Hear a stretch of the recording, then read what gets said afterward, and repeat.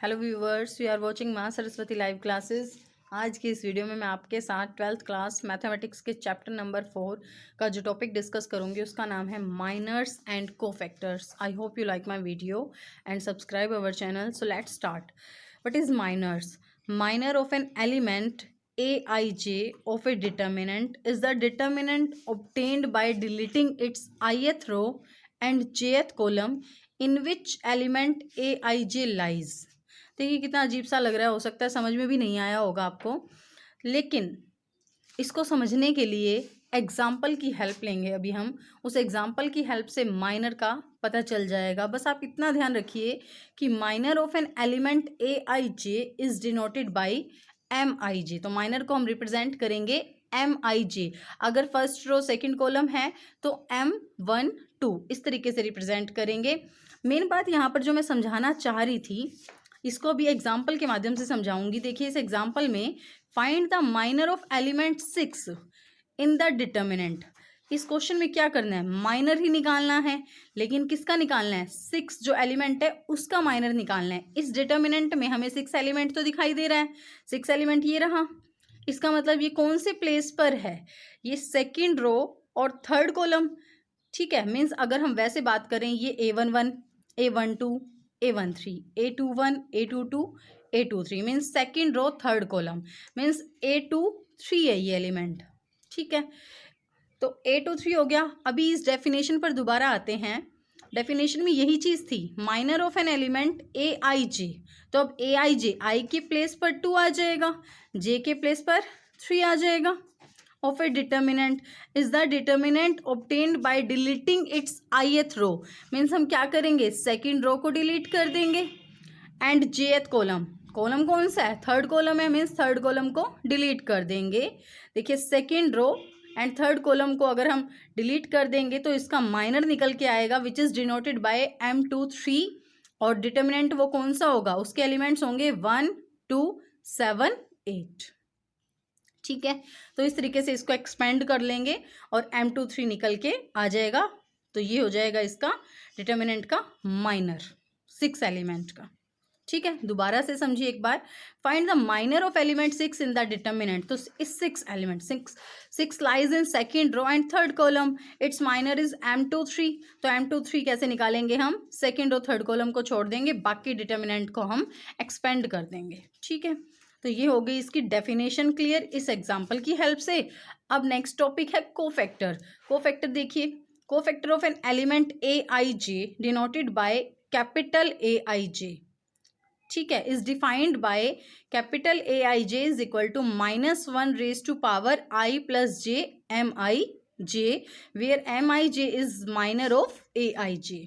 ठीक है, तो अभी से भी हम अप्लाई करेंगे एग्जाम्पल में और अच्छे से आपको ये डेफिनेशन क्लियर हो जाएगी। फिर देखिए, तो कैपिटल ए याद रखना है कोफैक्टर को रिप्रेजेंट करेगा। चाहे कैपिटल A11 निकालना है तो वहां पर भी कोफैक्टर निकालेंगे हम। देखिए अब इस एग्जांपल में देखते हैं। Find the minors and cofactors of all the elements of determinant. इस डिटर्मिनेंट के सभी एलिमेंट्स, ठीक है, सभी एलिमेंट्स का माइनर्स भी निकालना है और कोफैक्टर भी निकालना है। तो सभी एलिमेंट्स की बात हो रही है, यहाँ पर्टिकुलर एक एलिमेंट नहीं बताया गया आपको। जैसे पिछले क्वेश्चन में 6 एलिमेंट का माइनर निकालने के लिए कहा गया था, तो मीन सभी एलिमेंट्स का निकालेंगे हम। तो minor of element A I J is M I J. तो A11 सबसे पहला एलिमेंट हमारा 1 है, A11, तो इसका माइनर क्या होगा? M11। तो फर्स्ट रो और फर्स्ट कॉलम को हम छोड़ देंगे, तो रह गया क्या हमारे पास? 3। तो देखिए हेयर A11 इज 1, तो 1 जो एलिमेंट है उसका माइनर क्या होगा? M11।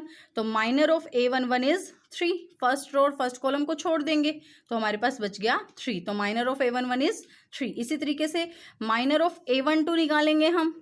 A12 means first row second column को छोड़ देंगे तो माइनर ऑफ A12 क्या आ जाएगा? 4 आ जाएगा।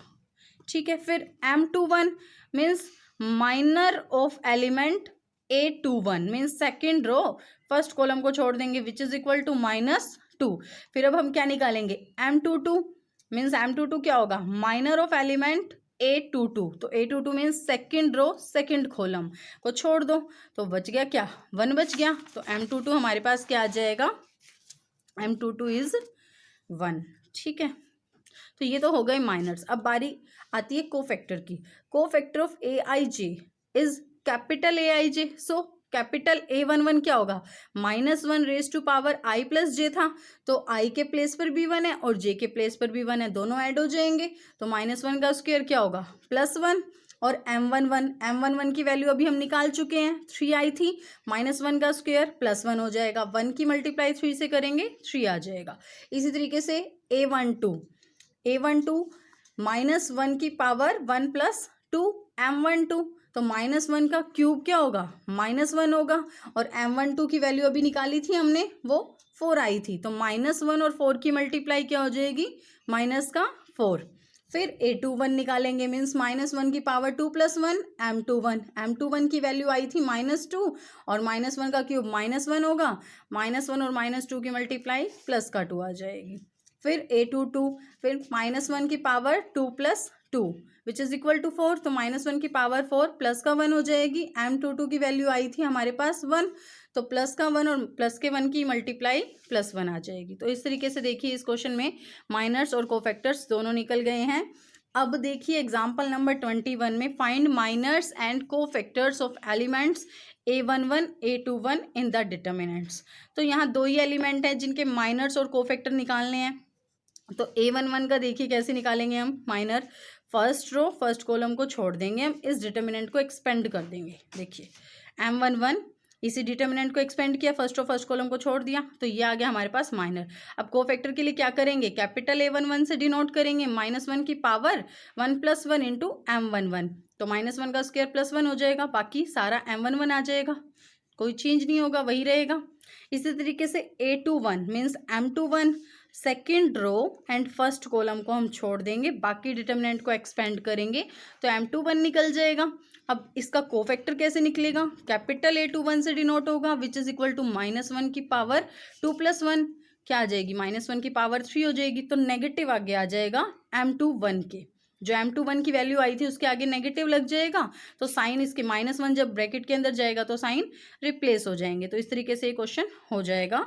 Now come to example number 22। Find minors and cofactors of elements of determinants. सभी एलिमेंट्स के माइनर्स भी निकालने हैं एंड कोफैक्टर भी निकालने हैं।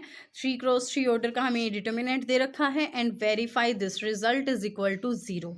ठीक है, तो M11 निकालेंगे हम, वही फर्स्ट रो फर्स्ट कॉलम को छोड़ दो, बाकी डिटर्मिनेंट को एक्सपेंड कर दो। इसी का कोफैक्टर क्या होगा -1 की पावर 1 + 1 हो जाएगी और ये -20 आ जाएगा। इसी तरीके से फिर M12 निकाल लो, फिर A12, ये सब वैल्यूज निकाल लेंगे हम, माइनर्स और कोफैक्टर्स। ठीक है, माइनर्स और कोफैक्टर्स निकाल लेंगे हम। उसके बाद जो रिजल्ट वेरीफाई करना है उसमें इन वैल्यू को पुट करेंगे। स्मॉल A11 देखिए first row first column, small A11 यहाँ जो वैल्यू है वो 2 है, इसकी मल्टीप्लाई किससे करनी है A31 से, जो कोफैक्टर्स निकलेंगे थर्ड रो फर्स्ट कॉलम के वो आया है -12। तो देखिए इसकी वैल्यू 2 रख दी और A31 की वैल्यू -12 आई थी, विच इज इक्वल टू -24।